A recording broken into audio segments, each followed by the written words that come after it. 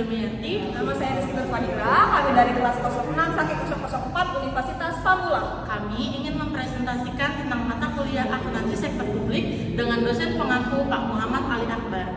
Jangan lupa ditonton ya. Assalamualaikum warahmatullahi wabarakatuh.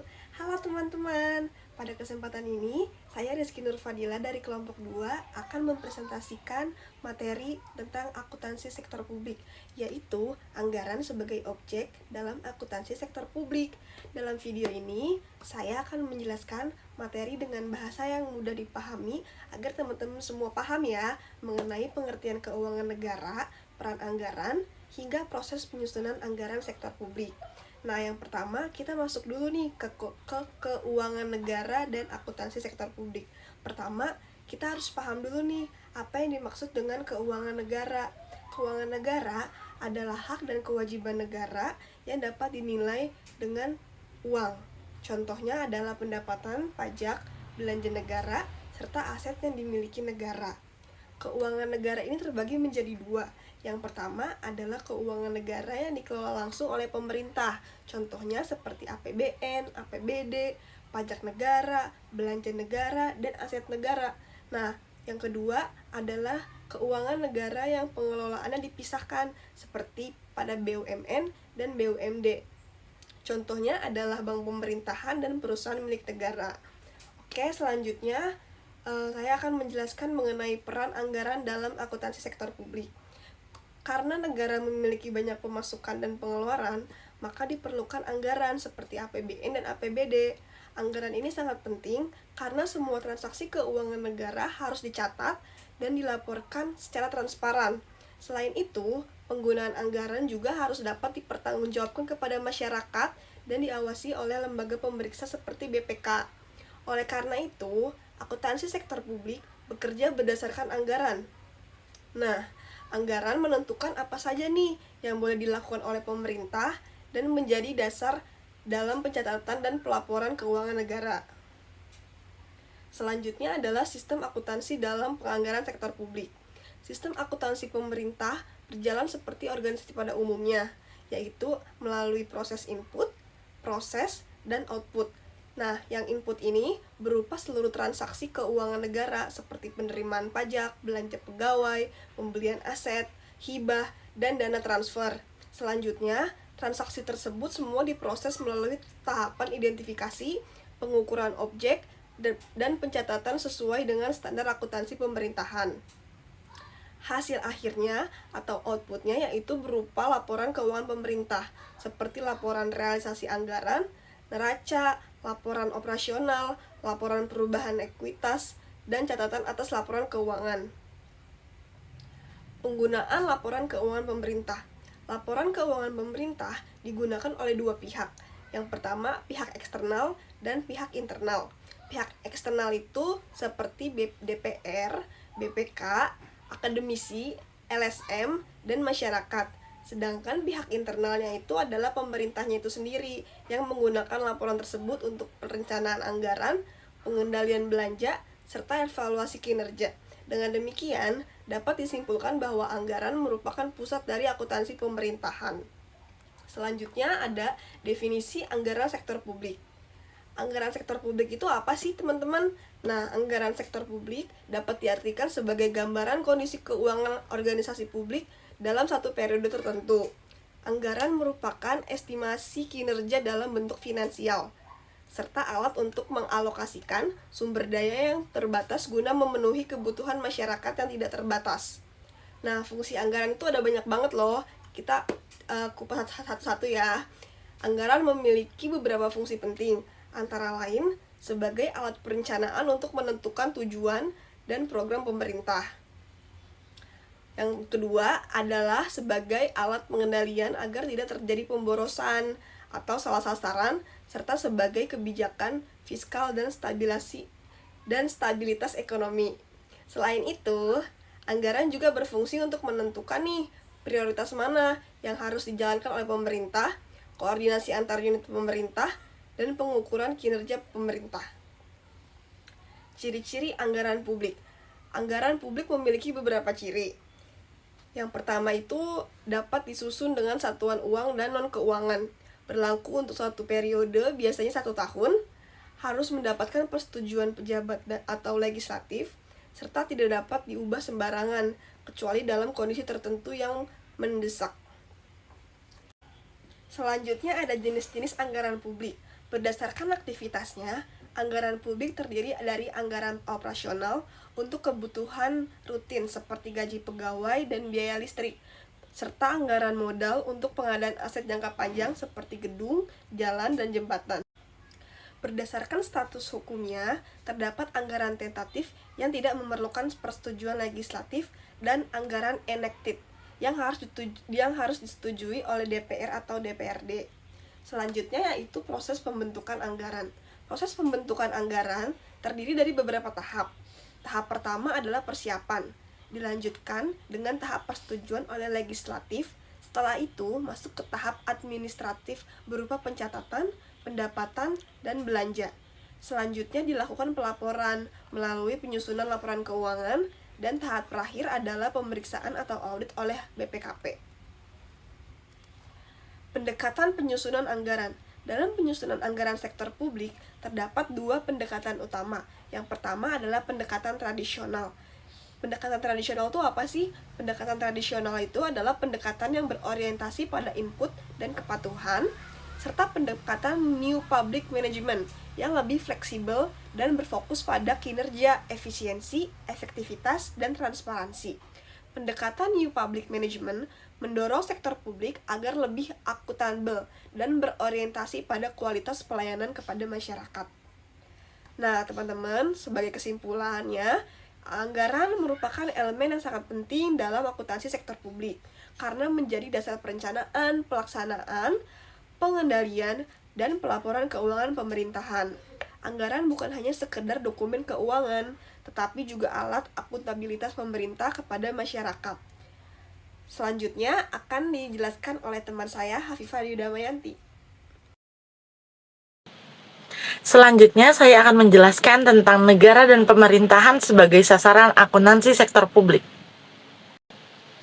Selanjutnya ada definisi negara dan pemerintahan. Berdasarkan Kamus Besar Bahasa Indonesia, kata dari negara diartikan menjadi organisasi dalam suatu wilayah yang mempunyai kekuasaan tertinggi yang sah dan ditaati oleh rakyat atau kelompok sosial yang menduduki wilayah atau daerah tertentu yang diorganisasi di bawah lembaga politik dan pemerintah yang efektif, mempunyai kesatuan politik, berdaulat sehingga berhak menentukan tujuan nasionalnya. Dan kata dari pemerintah diartikan menjadi sistem menjalankan wewenang dan kekuasaan mengatur kehidupan sosial, ekonomi, dan politik suatu negara atau bagian-bagiannya atau sekelompok orang yang secara bersama-sama memiliki tanggung jawab tersendiri untuk menggunakan kekuasaan. Selanjutnya ada asas-asas pengelolaan keuangan negara. Yang pertama ada asas tahunan, di mana asas ini mengatur mengenai pembatasan masa berlaku atau periode penganggaran. Misalnya 1 Januari hingga 31 Desember. Yang kedua ada asas universalitas, di mana asas ini memberikan keharusan dalam menampilkan secara utuh setiap transaksi yang terjadi dalam dokumen anggaran. Yang ketiga ada asas spesialitas, di mana asas ini mengharuskan penyediaan kredit anggaran ditampilkan secara rinci beserta peruntukannya.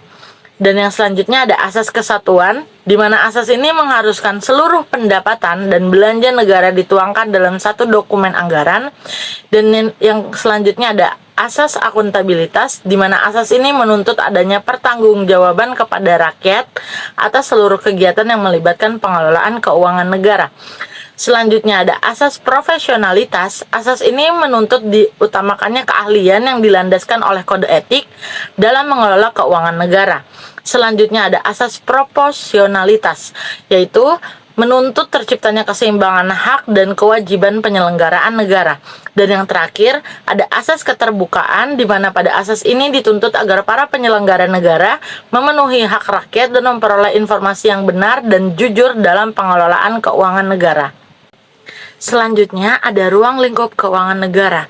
Keuangan negara ini sendiri ialah APBN, APBD, BUMN, BUMD, aset negara, dan aset daerah.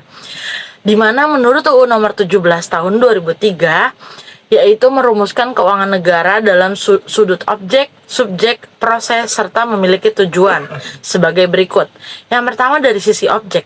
Yang dimaksud dengan keuangan negara meliputi semua hak dan kewajiban negara yang dapat dinilai dengan uang, termasuk kebijakan kegiatan dalam bidang fiskal, moneter, dan pengelolaan kekayaan negara.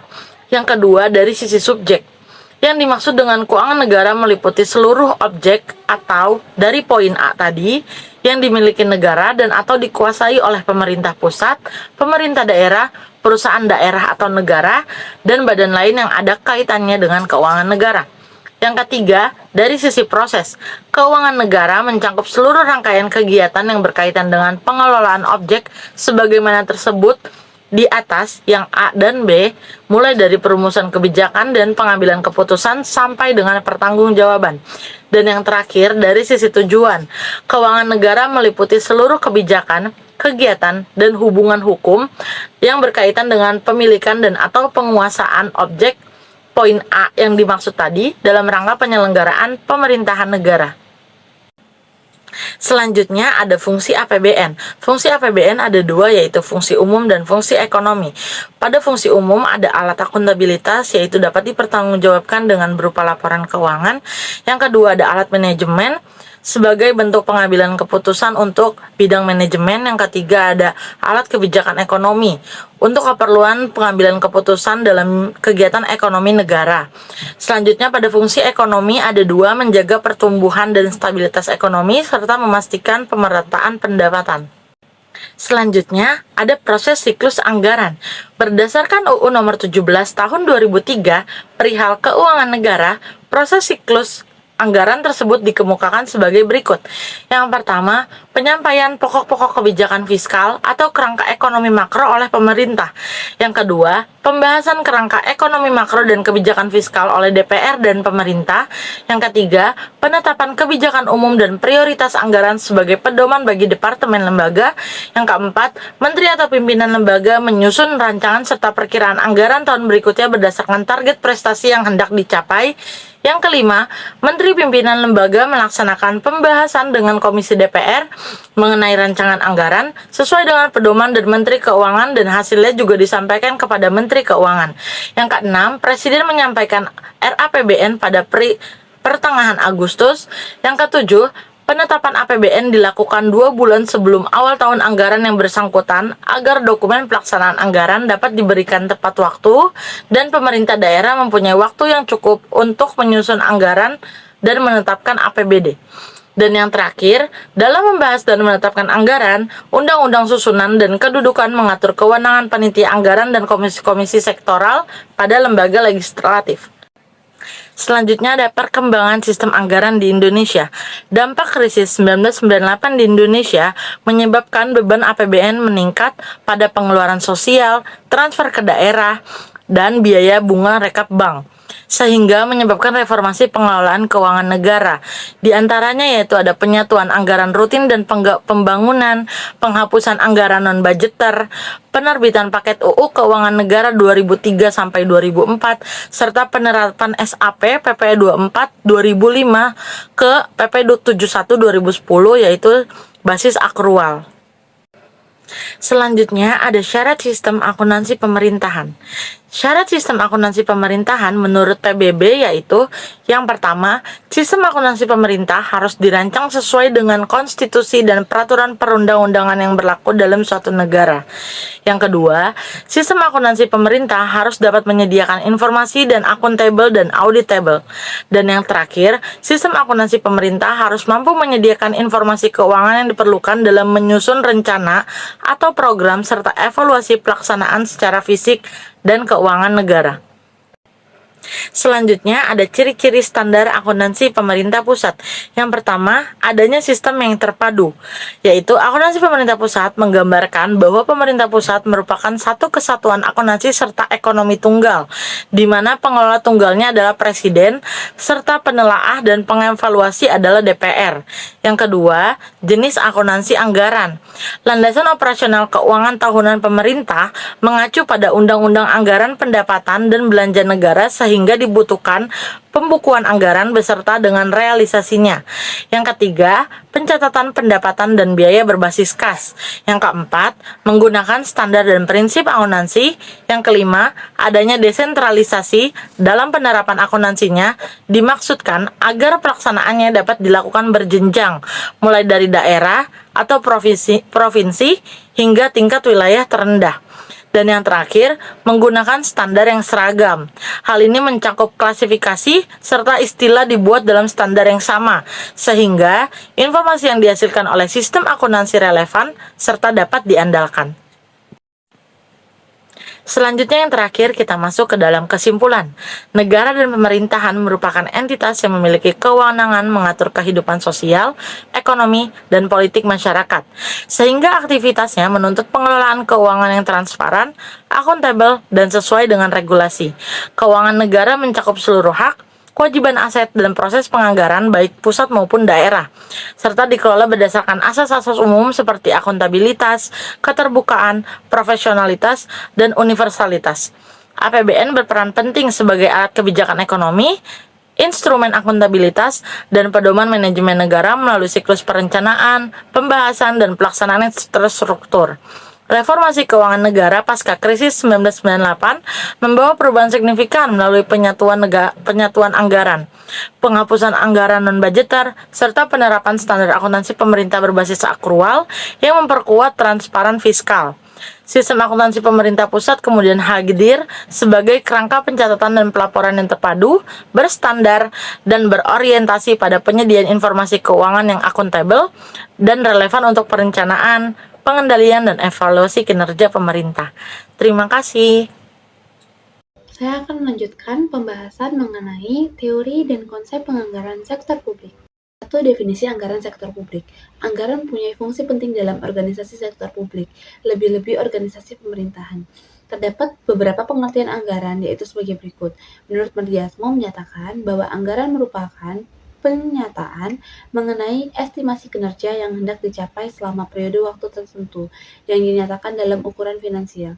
Menurut Sugijanto dan kawan-kawan menyatakan bahwa anggaran adalah rencana kegiatan yang diwujudkan dalam bentuk finansial, meliputi usulan pengeluaran yang diperkirakan untuk suatu periode waktu serta usulan cara-cara memenuhi pengeluaran tersebut. Sedangkan menurut Bastian menyatakan bahwa sebagai paket pernyataan perkiraan penerimaan dan pengeluaran yang diharapkan akan terjadi dalam satu atau beberapa periode mendatang.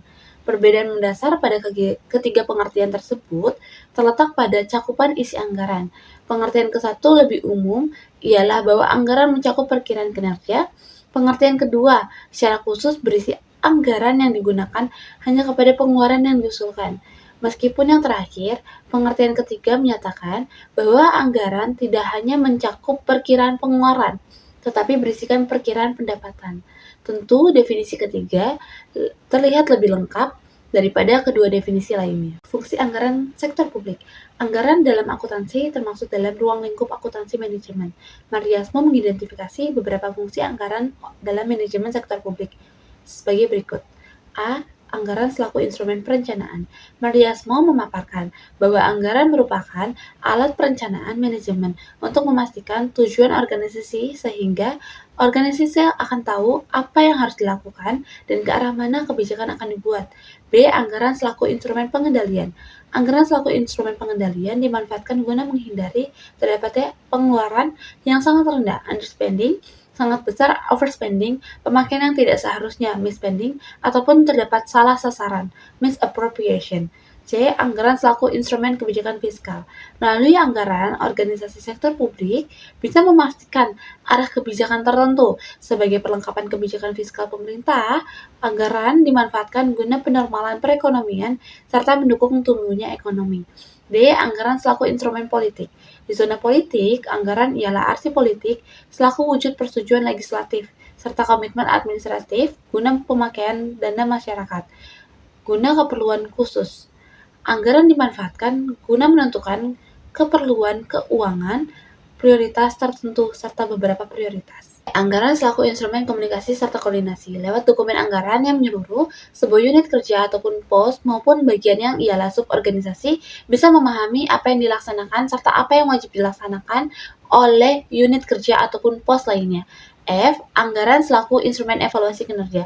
Kinerja pelaksanaan anggaran dievaluasi bersumber pada tercapainya sasaran anggaran, efisiensi penerapan anggaran, serta daya guna anggaran.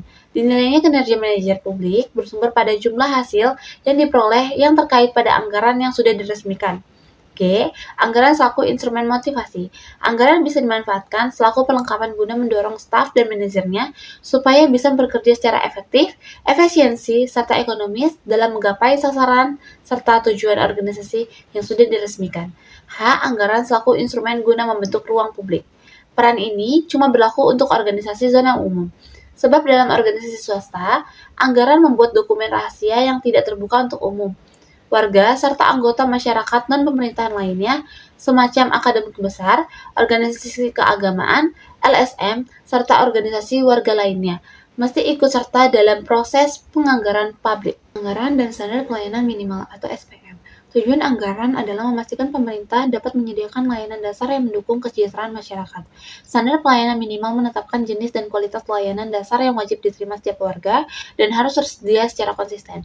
SPM menjadi dokumen teknis yang menggambarkan tugas wajib pemerintah untuk menjamin pelayanan dasar. Dalam konteks daerah, pencapaian SPM direncanakan melalui RPJMD dan Renstra SKPD. Kegiatan anggaran diarahkan agar selaras dengan target SPM, mulai dari penyesuaian program di KUPAS, penyusunan rincian kegiatan, penentuan prioritas, hingga penggunaan alat analisis seperti AHP dan ASP. Anggaran berperan penting, karena tanpa pendanaan yang memadai, SPM tidak dapat diterapkan.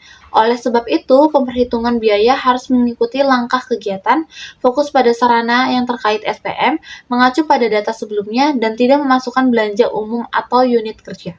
Pendekatan penganggaran sektor publik. Sistem perencanaan anggaran publik bertumbuh serta berganti sesuai dengan pertumbuhan manajemen sektor publik, serta ketentuan yang ada dalam publik. Pada dasarnya ada jenis-jenis pendekatan dalam penyusunan serta perencanaan penganggaran sektor publik. Beberapa pendekatan ini ialah sebagai berikut. A. Pendekatan tradisional. Melalui pendekatan tradisional, bagi orang yang berkepentingan dalam penyusunan anggaran mempunyai beberapa keuntungan, yakni mudah dipersiapkan serta wujudnya sederhana, juga mudah dipahami. Pendekatan tersebut sesuai dengan format akuntansi pertanggungjawaban responsibility accounting, yakni bahwa pendekatan ini menyediakan pengontrolan akuntansi dalam proses pelaksanaan anggaran serta dapat mempermudah menggabungkan data sebanding selama beberapa tahun berturut-turut untuk memfasilitasi perbandingan dengan tren. Namun, pendekatan rasional ini juga mempunyai beberapa kekurangan, antara lain informasi tidak mencukupi bagi pemilik keputusan, terlalu fokus pada pengendalian, sedikit perhatian cara perencanaan, serta penilaian. B. Pendekatan New Public Management. Manajemen publik berpusat pada manajemen sektor publik baru yang mengarah pada kinerja bukan atas kebijakan.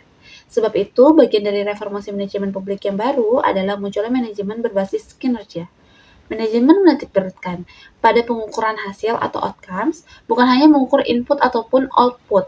Penerapannya, paradigma manajemen publik yang baru mengharuskan pemerintah untuk menyerahkan pelayanan yang efisien serta efektif terhadap publik, pemotongan biaya atau cost cutting, serta persaingan tender. Pendekatan manajemen publik baru dimanfaatkan guna memecahkan kekurangan anggaran tradisional. Anggaran dengan pendekatan NPM merupakan anggaran yang mengarah pada kinerja, yang berisikan atas Planning, Programming, and Budgeting System, PPPBS, Zero Based Budgeting, ZBB, serta Performance Budgeting. A. Planning, Programming, and Budgeting System (PPBS). PPBS adalah cara penganggaran yang didasarkan pada output dan teori sistem berorientasi tujuan, yang terutama menekankan distribusi sumber daya bersumber pada analisis ekonomis. Sistem anggaran PPBS tidak didasarkan pada struktur organisasi tradisional yang berisikan dari departemen, tetapi berdasarkan prosedur pengelompokan kegiatan untuk mencapai tujuan tertentu. PPBS ialah model anggaran yang dirancang guna mendukung manajemen pemerintahan dalam melakukan pertimbangan distribusi sumber daya yang lebih baik. Hal ini karena sumber daya yang pemerintah miliki terbatas. Selanjutnya, kebutuhan publik tidak terbatas kuantitasnya. Dalam kondisi ini, pemerintah diharapkan pada keputusan alternatif untuk mencapai kepentingan terbaik dari tujuan organisasi secara keseluruhan. B. Zero Based Budgeting atau ZBB. Konsep ZBB bertujuan memecahkan kekurangan sistem anggaran tradisional. Penyusunan anggaran dengan memakai konsep ZBB bisa melenyapkan incrementalism dan line item sebab perkiraan anggaran dimulai dari nol atau zero base. Anggaran yang sifatnya incremental disusun berdasarkan realisasi anggaran tahun ini untuk menentukan anggaran tahun selanjutnya. Ialah menyesuaikan pada tingkat bersumber pada besarnya realisasi anggaran tahun ini guna menentukan anggaran tahun selanjutnya. Ialah dengan menyesuaikan dengan tingkatan inflasi atau besaran penduduk. ZBB tidak menyusun anggaran tahun berjalan berdasarkan anggaran tahun sebelumnya, tetapi menyusun berdasarkan kebutuhan saat ini. Melalui ZBB, seakan-akan proses penganggaran dimulai dengan sesuatu yang benar-benar baru. Item anggaran yang tidak relevan serta tidak menunjang tercapainya ke arah organisasi bisa lenyap dari struktur anggaran, ataupun bisa jadi juga timbul item baru. C. Performance Based Budgeting, PBB atau anggaran kinerja. Penyusunan melalui pendekatan kinerja guna menanggulangi bermacam kekurangan yang ada dalam anggaran tradisional, terkhususnya kekurangan yang diakibatkan oleh tidak terdapatnya tolak ukur yang bisa dimanfaatkan buat pengukuran kinerja dalam tercapainya target serta sasaran pelayanan publik. Anggaran melalui pendekatan kinerja terlalu memberikan penekanan pada konsep for money serta memberikan pengendalian atas kinerja output. Pendekatan tersebut pula memprioritaskan mekanisme penentuan serta menciptakan prioritas tujuan, juga pendekatan yang sistematik serta rasional dalam proses mengambil suatu pertimbangan. Guna melaksanakan hal ini, anggaran kinerja perlu dicukupi dengan metode penganggaran analisis. Perkembangan teori penganggaran sektor publik. Menurut Gibran dan Sekwat, berpendapat bahwa teori penganggaran sejauh ini belum lengkap karena teori yang ada hanya menyediakan jawaban-jawaban parsial terhadap pertanyaan bagaimana dan kapan penganggaran publik dilaksanakan, dan belum menjawab secara cukup pertanyaan mengapa pemerintah menyusun anggaran dengan cara yang mereka lakukan. Pertama, di sini dijelaskan bahwa terdapat line item budget.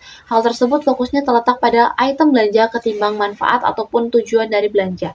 Lalu cara tersebut tak memberi kepedulian dasar dialokasinya sumber daya, serta menjelaskan berdasarkan kegiatan anggaran sehingga pendekatan tersebut tidak memiliki nilai prediktif. Kemudian, yaitu terdapat metode penganggaran kinerja atau performance budgeting, yaitu sebuah metode yang berdasarkan pada fungsi dan aktivitas pemerintah dalam mengimplementasikan kebijakannya.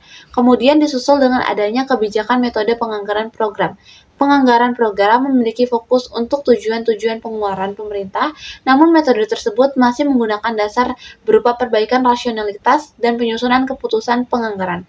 Selanjutnya yaitu Zero Based Budgeting yang dirancang dalam peningkatan kemampuan para pengambil keputusan untuk membandingkan lebih dari satu tingkat rekomendasi dari pengeluaran untuk setiap aktivitas program, dan untuk menentukan unit keputusan mana yang menganggap pencapaian tujuan program terbaik. Metode yang telah disebutkan di atas bersifat teknikal. Sebab itu, Gibran beserta Sekwat melakukan penawaran pendekatan pilihan baru dalam pengembangan teori penganggaran, yakni dengan memanfaatkan pendekatan teori sistem terbuka atau open system theory.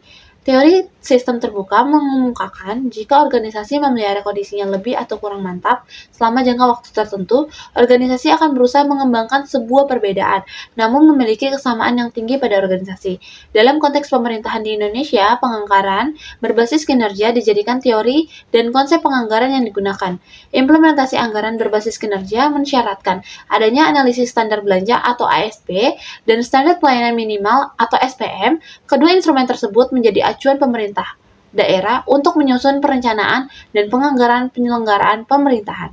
Penganggaran dan standar pelayanan minimal atau SPM. Tujuan anggaran adalah memastikan pemerintah dapat menyediakan layanan dasar yang mendukung kesejahteraan masyarakat. Standar pelayanan minimal menetapkan jenis dan kualitas pelayanan dasar yang wajib diterima setiap warga dan harus tersedia secara konsisten. SPM menjadi dokumen teknis yang menggambarkan tugas wajib pemerintah untuk menjamin pelayanan dasar. Dalam konteks daerah, pencapaian SPM direncanakan melalui RPJMD dan Renstra SKPD. Kegiatan anggaran diarahkan agar selaras dengan target SPM, mulai dari penyesuaian program di KUPAS, penyusunan rincian kegiatan, penentuan prioritas, hingga penggunaan alat analisis seperti AHP dan ASB. Anggaran berperan penting, karena tanpa pendanaan yang memadai, SPM tidak dapat diterapkan. Oleh sebab itu, pemperhitungan biaya harus mengikuti langkah kegiatan, fokus pada sarana yang terkait SPM, mengacu pada data sebelumnya, dan tidak memasukkan belanja umum atau unit kerja. Sekian presentasi dari kami, semoga bermanfaat. Karena sebaik-baiknya manusia adalah jangan lupa